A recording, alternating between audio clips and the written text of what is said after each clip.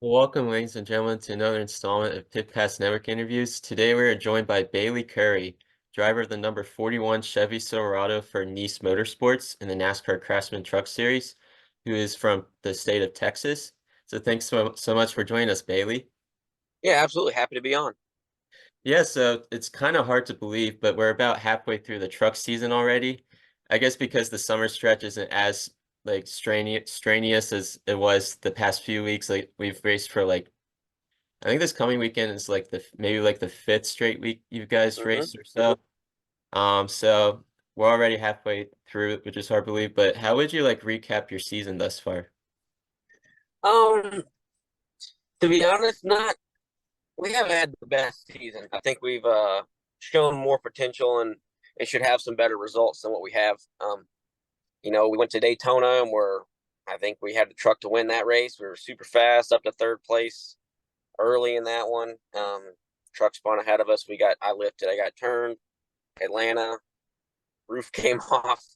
Uh, Vegas, we had a fast truck, and I made a mistake personally there, just doing too much too quick. But man, we've had a lot of races like that. We've had a lot of races and things that we've done where we've been really good, and just things haven't gone our way, man. Which sucks. But like last week, we had a good truck at Charlotte and kind of got behind the eight ball. Had a bad stop, put us behind, drove through the field, and then didn't have my best restart. Kind of got us back in the riffraff. Had a truck blow a tire ahead of us, and uh, ended our night. Didn't end our night, but ended our night at being competitive for sure. But my 41 group, we keep digging, man. No one gets discouraged. No one falters at all. We're just gonna go to Gateway and do our job again, and we'll come with the results. For sure. And you're working this season with the crew chief Mike Hillman Jr., who's probably started m most of the truck races as a crew chief, over 400 starts. So I guess how vital is it to have someone with that much experience on the pit box for you each and every week? It's good. I mean, like last week, man, I was pretty down in the dumps after the race, and he's been there, seen it. He's good at kind of getting me back up on my feet, getting my head up, and saying, "Hey, man, like, look, we're good, we're fine. We'll go to the next one and be good." So that's been really good to have him on board. And like I said, he's been, like you said, he's been around and he's seen it. If it's happened, he's seen it. So it's good to have that experience and someone who can kind of keep the ball rolling and know what to do in those weird situations. And it's very cool that you're racing for Nice Motorsports this season because it's kind of like a full circle moment because you've raced part-time with them in the past, uh, as you started them in 2019, and now you're back as a full-time driver. So has Nice Motorsports kind of felt like a second home to you? Oh, definitely, it always has, man. I love the whole Nice Motorsports group. Both Al Nice, he's a Texas guy like me. His equipment shop is where they build the water trucks and everything is about 20 minutes from the house I grew up in. So that's been a cool connection. And then also, working with Cody Efall, he's general manager over there. He's been really, really good to me. He's given me opportunities when no one else would, and that's led to now. Yeah, it's a very awesome story there, and I know you mentioned about the Atlanta thing, but I guess I gotta ask about it, because I think it's like the first time a roof flew off. It's usually like I would say like the hood. The hood usually is the one that flies off the car, not the roof. So I guess walk me through that experience, I guess. Well, I mean, something had hit the windshield really early, and it pushed our windshield brace back. And I mean, I could see it happening all race, right? Like I could see I didn't think the end result would happen, but I could see things happening in the truck all day. The windshield. What's crazy about Atlanta is you're pack racing like you're at a super speedway, right? But you're taking the truck that you would take for any other mile and a half. So it's got a ton of downforce in it. The way the bodies are built, they're moving a lot of air around. They're not anywhere near as slick as I would call it for like a speedway. So there's a lot of turbulent air. So I mean, that windshield is just shaking whenever you get up close in a pack because the air starts moving, starts doing really weird things. the pressure inside the cab is changing. Um, and I mean, like a Coke can, man, if you bend it back and forth, it's eventually going to break. And that's what happened right at the base of our, right at the top of the windshield, the base of the roof there. And it just kept breaking and breaking and breaking. And then, we worked our way, we're up into fourth place. And I mean, heck, I think if the windshield or the roof didn't start peeling back, it would have been even quicker. I think we had a truck to honestly win that race. We were really good. Um, but once we got up into fourth there, I peeked up down the back straightaway and I could see the hole. I could see the sky from inside the truck looking through the roof. And I was like, and I looked at the pylon and went down the front straightaway, and I'm like, man, we're not gonna make it 40 more laps like this. And sure enough, going down the back stretch, it got really loud for a second, and I got really cold because all the air started coming in the truck, and then it went, and then it got really bright inside the truck because the sunroof was open.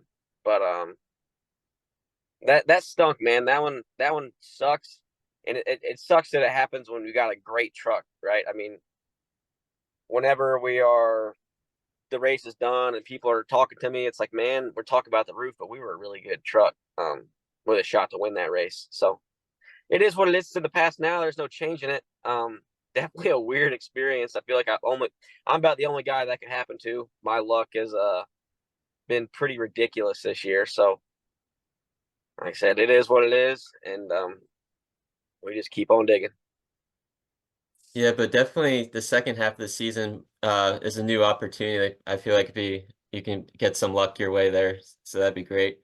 And Man, that'd be good. That'd be good.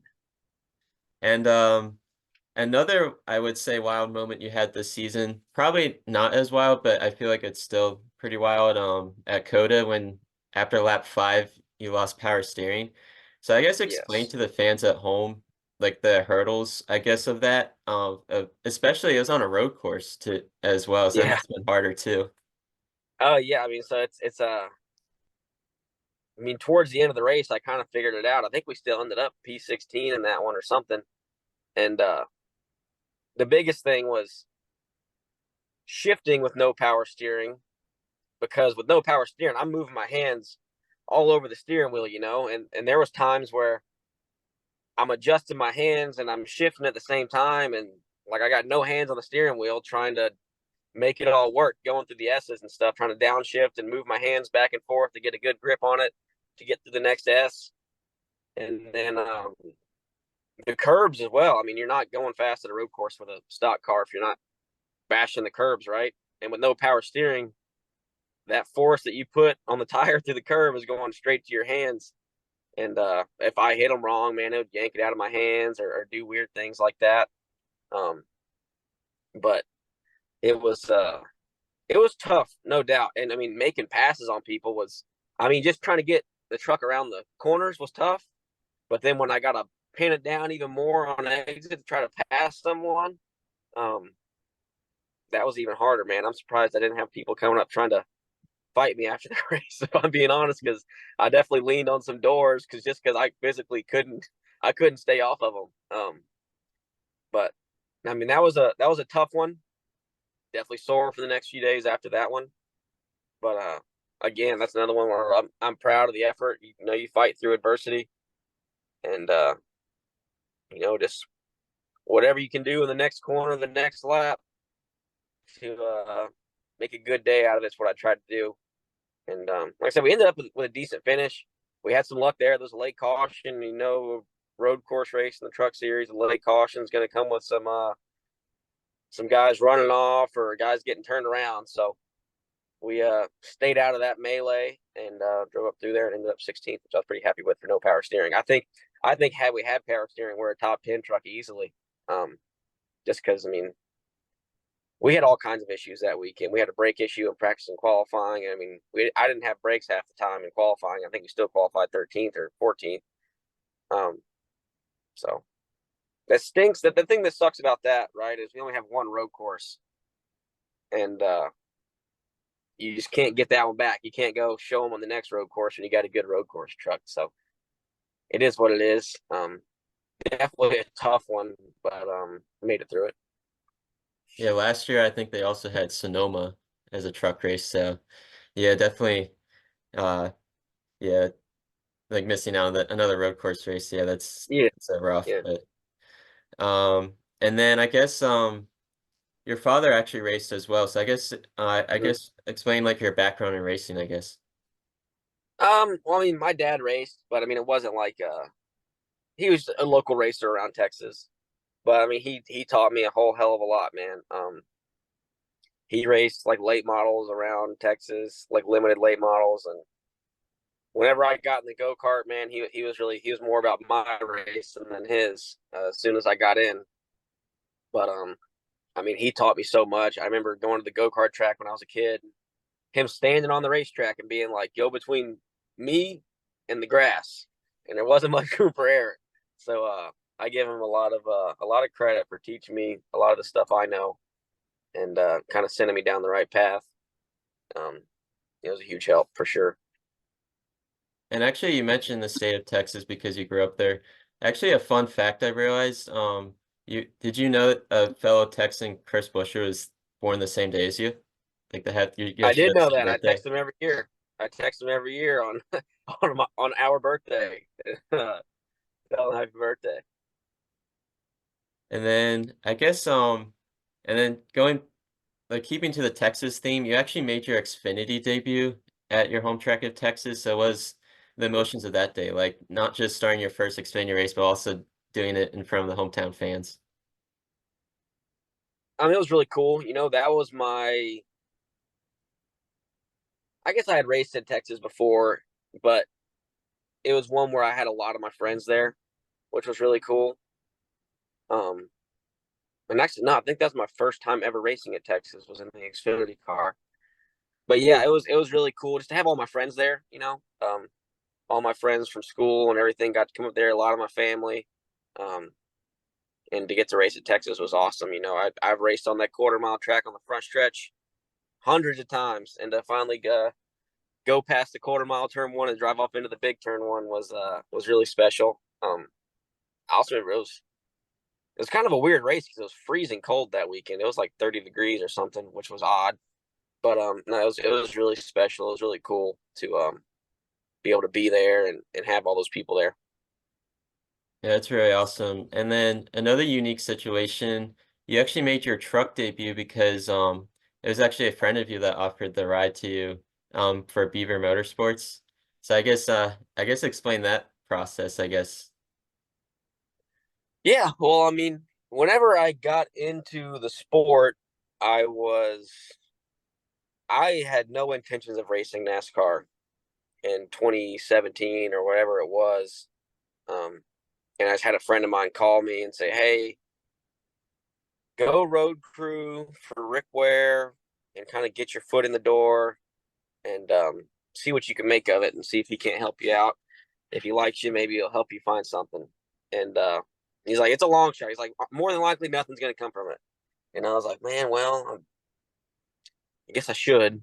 I was still living in Texas at the time, and I flew to a few races and worked with Rick and his guys back in 2017, and he helped me get into a truck for Beaver Motorsports at Martinsville, and I had a lot of support from Corey Roper and the Roper family, and then some of my sponsors from Texas kind of jumped on board and made it kind of come together. And we had the whole Roper crew, all the brothers came out and helped crew the truck for me that weekend. It was really special. Had to qualify in the race, managed to do that. Um, but yeah, it was just really cool. Like I said, I mean, when I first started coming and helping, I was like, man, nothing's gonna come of this. I don't really think like I'm gonna go try it out. I got to try it, right? And really happy I did because I mean, I definitely wouldn't be where I'm at today if I didn't, fly to Michigan that first weekend and work on that Cup car in 2017. So And then I guess since the very beginning then, in your NASCAR journey, I guess what has been like the moments like your most memorable moments so far? I mean, I think definitely the first start super memorable. Um,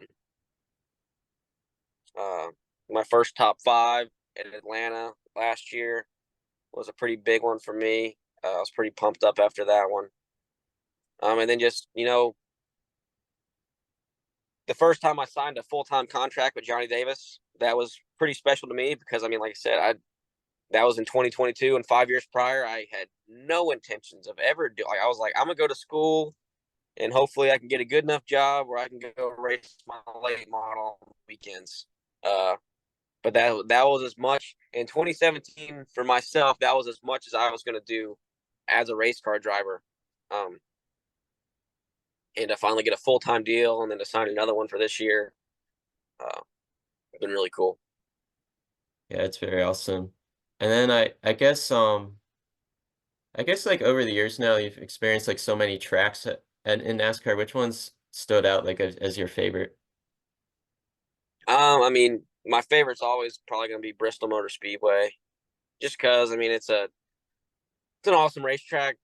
It reminds me a whole lot. They had a 5th mile track behind TMS.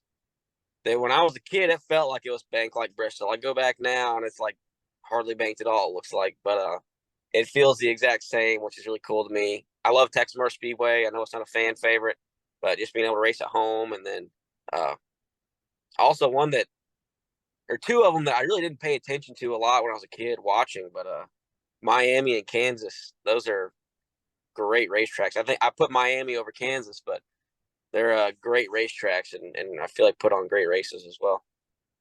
Yeah, I agree with those last two. Like the more you can like search around on the racetrack, I feel like you can go anywhere in those Kansas and Homestead on those Yeah, racetracks.